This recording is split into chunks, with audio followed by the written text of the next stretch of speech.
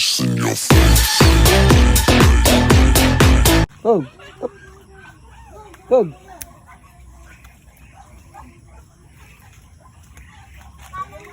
Nandiyan yung bitik. Ito, dito ko.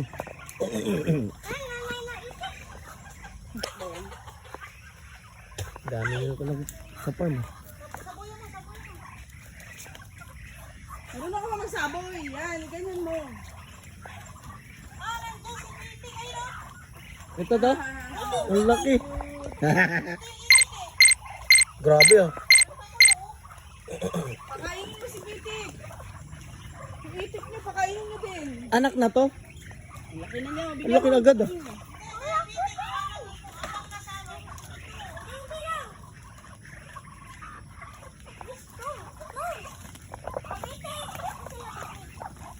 Ay, amay, maliit! Hayaan mo na, pakainin mo yung maliit. Bigyan mo yung maliit. Ang dami. Makain ka dyan? Lang. Sarap yan. Kanan dami.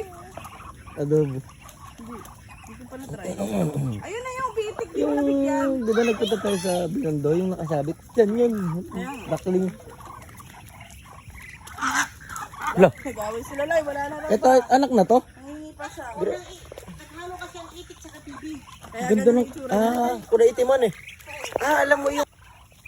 Yung chicken, hindi mo binibigyan. O, yung mga nakatali sa ganyan.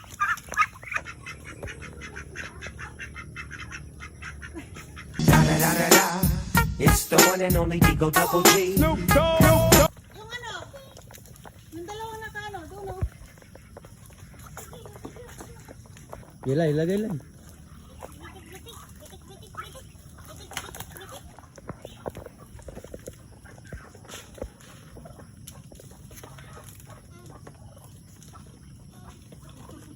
Ano yung live? Dami ko nilang ganyan. Enough na enough.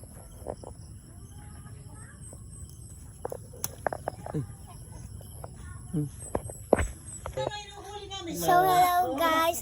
Wala kami po sa aso, kaya ito na lang bibe. Pet me. Oh, grabe. Kikis pa. Talino na ng tao sa mundo, gustong lahat ay makuha nito. Nakalimutan na nilang magdasal at magtungo ng simbahan kung